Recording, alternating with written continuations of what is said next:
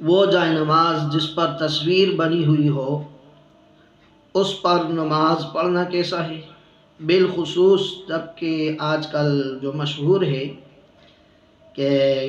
گنبد خضراء کی تصویر بنی ہوتی ہے جائے نماز پہ، یا بیت اللہ شریف کعبہ شریف کی تصویر بنی ہوئی ہوتی ہے، تو ایسی جائے نماز جس پر گنبد خضراء یا کعبہ کی تصویر ہو اس پر نماز پڑھنا کیسا ہے؟ دوسرا سوال یہ ہے کہ وہ جائے نماز کے اوپر آپ دیکھتے ہیں اکثر گھروں میں یا ایسے جو ایک پرانا رواج سے چلا آ رہا ہے، نماز پڑھ کے جائے نماز کا ایک کونا یا آدھی جائے نماز واپس الٹا دی جاتی ہے، فولڈ کر کے رکھ دی جاتی ہے، اور یہ بات مشہور کی ہوئی ہے کہ اس پہ شیطان پیشاب کرتا ہے۔ تو پہلی بات کا جواب تو یہ ہے کہ ہر وہ جائے نماز جس کے اوپر کعبہ کی تصویر بنی ہوئی ہو یا جس کے اوپر گنبد خضراء کی تصویر بنی ہوئی ہو، ایسی جائے نماز کے اوپر نماز پڑھنا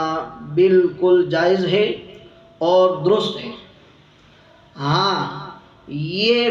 اس بات میں احتیاط کرنی چاہیے کہ بالقصد اس کے اوپر پاؤں نہ آئے، اس سے اجتناب کرنا چاہیے، جتنا ہو سکے احتیاط کرنا چاہیے کہ اس پہ پاؤں نہ آئے۔ بہرحال بغیر کسی ارادے کے، بغیر کسی دیکھے اگر اس پہ پاؤں آ جاتا ہے تو یہ گناہ نہیں ہوتا اس سے، اور بہتر تو یہی ہے کہ جب آدمی جائے نماز وغیرہ خریدے تو ایسی جائے نماز خریدنے سے اجتناب کرے، کیونکہ گھروں میں پھر احتیاط نہیں ہو سکتی یا جگہ جگہ بچھی رہتی ہیں، اس میں احتیاط نہیں ہوتی، لیکن بہرحال قصداً اگر کوئی اس پہ پاؤں رکھے تو اسے اجتناب کیا جائے۔ اور دوسرا مسئلہ یہ پوچھا گیا تھا کہ نماز پڑھنے کے بعد کیا جائے نماز کو الٹا کیا جا سکتا ہے یا اس کے کونے کو فولڈ کیا جا سکتا ہے؟ بعض لوگوں میں یہ بات مشہور ہے کہ اس پہ شیطان پیشاب کرتا ہے، تو یہ بالکل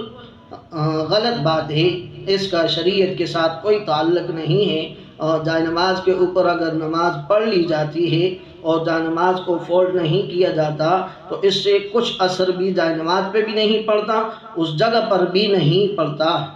اور نہ ہی اس کے نہ فولڈ کرنے میں گناہ بھی نہیں ہے، محض ایک رسم چلی آئی ہے یا سنی سنائی ہوئی بات ہے، باقی شریعت سے اس کا بھی کوئی تعلق نہیں۔ ایسی ویسی اگر بات ہوتی پھر تو یہ 24 گھنٹے مسجدوں میں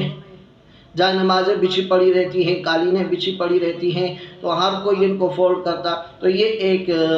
لا محالہ ایک دین میں حرج والی بات پیدا ہو جاتی، مشکل والی بات پیدا ہو جاتی۔ اللہ تعالی ہمیں دین سمجھنے کی توفیق عطا فرمائے۔